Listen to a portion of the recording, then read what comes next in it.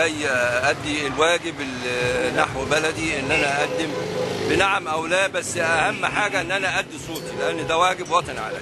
قرينا الدستور وتصفحناه كويس، والناس اللي قائمين عليه ناس أفاضل عارفين البلد فين ورايحة على فين. عشان كده احنا اقتنعنا باللي كان موجود، واقتنعنا وان كان هناك نقص او بعض النقص فيمكن تلافيه، لكن مش ممكن نوقف العجله لغايه ما نصلحها وبعد كده نبتدي نلافيه. لا، احنا نشتغل واثناء العمل لما نلاقي ان في حاجه معطله العمل نتلافاها اثناء العمل، ونحط اشياء جديده تصلح من شأن هذا البلد الطيب اللي عايزه ناس طيبين تقوم عليه. بالنسبه للدستور، هو دستور غير توافقي من البداية، دستور عقيم أساسا، لا يجوز أن يتم الاستفتاء على هذا الدستور لأنه دستور غير توافقي. كان يجب عدم الانفراد بهذا الدستور من جبهة معينة، وهي التيار التي للأسف الشديد بتدعي طائفة الإسلام، والإسلام عنهم بريء. هنقول نعم بإذن الله.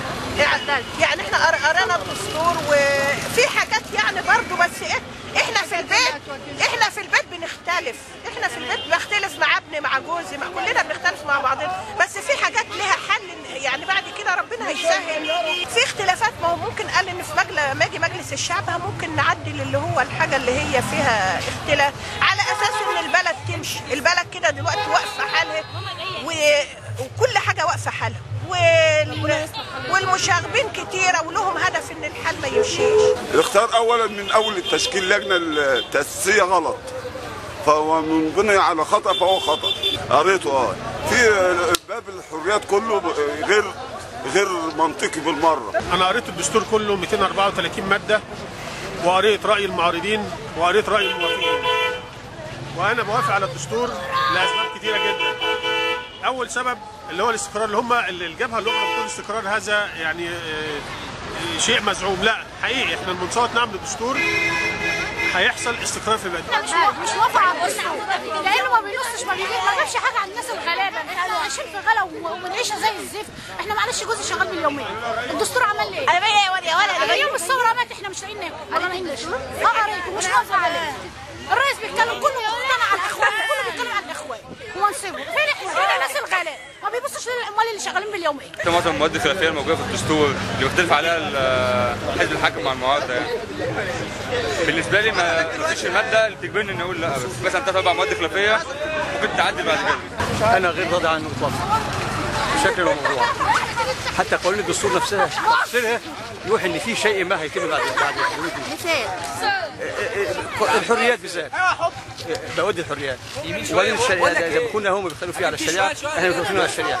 حتى تفسير الشريعه احنا مش فاهمينه، قرناه ماده بس مش فاهمينه. اختيارنا شخصيا مبنيه على اساس المواد اللي موجوده في الدستور، فيها مواد تفوقيه كتير جدا، مديه حريه الراي لكل الناس، مديه حريه الراي لغير المسلمين والمسلمين وكل الاتجاهات، وبيحتوي كل الناس، بيحتوي كل الناس، مش مديه فصيل على فصيل، مش مديه اخوان وسلفي ولا ليبرال، مديه كل الناس، بيحتوي كل الناس. عشان كده انا اخترت نعم للدستور. تلتين مواد كلها خطأ، ألفاظ عامة مبهمة، زي الصالح العام، زي النظام العام، زي لا مؤاخذة خدت بالك مرجوعنا للقانون. طب ما تفسروا.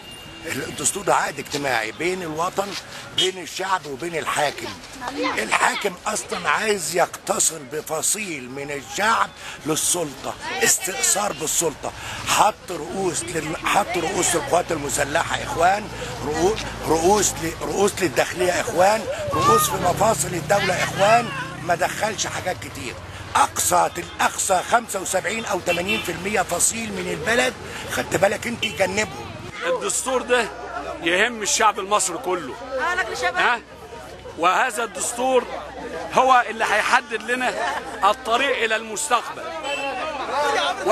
والدستور الذي نحن بصدد الاستفتاء عليه إما بنعم وإما بلا يتلخص في حاجتين أساسيتين.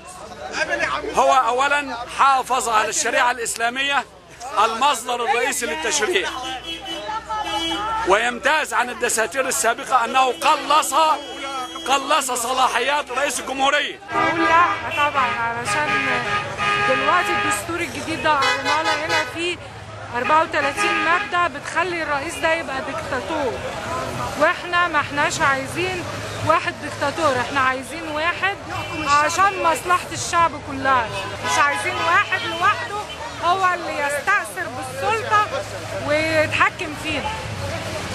فلازم نقول لا، علشان خاطر كمان المرأة والطفل مش واخدين حقهم في الدستور. وافق على الدستور، قريت الدستور بحالهم، لقيت في كام ماده كده مش عجباني، بس ممكن لما الدستور الرئيسي ينقلوا التشريع هيقدروا يعدلوه. كونت فكره طبعا على الدستور، انا قريته، في طبعا مواد في خلافيه، انا عن نفسي كطالب خايف الماده اللي هي بتاع تعريب الكليات العلوميه، بس في ماده في الدستور بتنص ان 5 اعضاء مجلس الشعب ممكن ان هم يعدلوا اي ماده من الدستور. اما يقول الدوله والمجتمع، ما معنى كلمة الدولة وما معنى كلمة المجتمع؟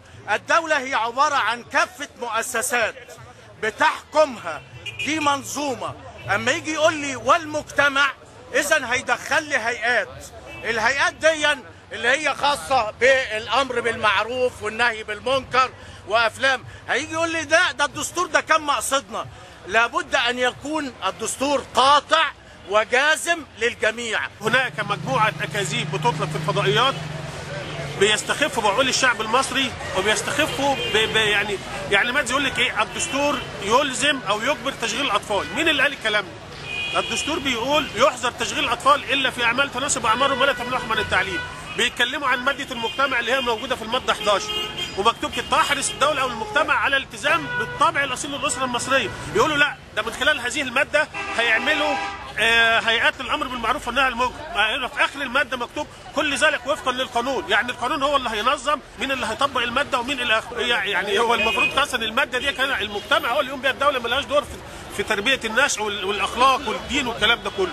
لا انا مش عاوزه الدستور كله، مفيش حاجه فيه كويسه. انا مش عاوزه ولا محمد مرسي، لان الكلام اللي طالع عليه اللي هو يعني ايه نقب ومفيش تعليم، مش حاجات من دي، اولا احنا مش عاوزين الاخوان. لابد ان البلد تستقر بعد المعاناه اللي احنا شايفينها، ونستريح شويه من المليونات اللي بيعملوها هنا وهنا، ده مش حلول. انما نعمل الاستقرار، الدستور ده بيخلي الناس كلها تبقى ماشيه تمام، وبعد كده مجلس الشعب يجي نقدر نغير زي ما احنا عايزين. ده مش قرآن كريم ولا حاجه. دستور غير قانوني. اما يجي يقول لي في نص الماده خاص بالقانون والدستور، ايه هو القانون؟ مفيش بيحكمنا القانون الجنائي، لكن القانون الدستوري مين اللي هيشرع القانون الدستوري؟ بيدوا نفسهم مجال للسلطة التشريعية ان هي تطلع ناس بتحكم بقوانين خاصة بيهم. لو جاءت النتيجة بلا، سوف يضيع أكثر من عام من الدولة، والميزانية بتاعت الدولة تضيع ويصبح الناس جياع. حتى لو الدستور صح، الاجواء المحيطه وطريقه الانتخاب او طريقه التسيير عليه غير مرضيه. لو الدستور فيه صح وهنفهمه بعدين او النهارده، طريقه الاستفتاء على الدستور ما يتماشى مع مصر كدوله. اللي بيحصل في اللجان طريقه الاستفتاء لا مصر ما مرتش بهذا الموضوع قبل كده. طبعا اتجاه هنا كل الشعب هنا كلمه لا، وطبعا في تحجيم للجان هنا على لجنه واحده، 3 لجان في الاصل محطوطين في لجنه واحده علشان يحجبوا الناس، لان معروف الاتجاه هنا كله لا. احنا بنقول في صندوق اللي بيحكمنا دلوقتي، الصندوق اتفضل كل واحد يدخل يقول نعم، يدخل يقول لا، والصندوق في النهايه هو الفيصل. انا قريت الدستور، المواد المعترضين عليها كلها هتكون في حدود 10 مواد في 15 ماده، وهي معظمها مواد في الصياغه. يعني ما فيش حد اتفق على الرسول صلى الله عليه وسلم. الناس في ناس اختلفت، حتى في الصحابه ناس كانت بتختلف على اراء الرسول صلى الله عليه وسلم. ماشي، فانا بقول على حاجه، الدستور ما فيش انسان يعني مش هيبقى متفق عليه في المصريين كلهم بنسبه 100%.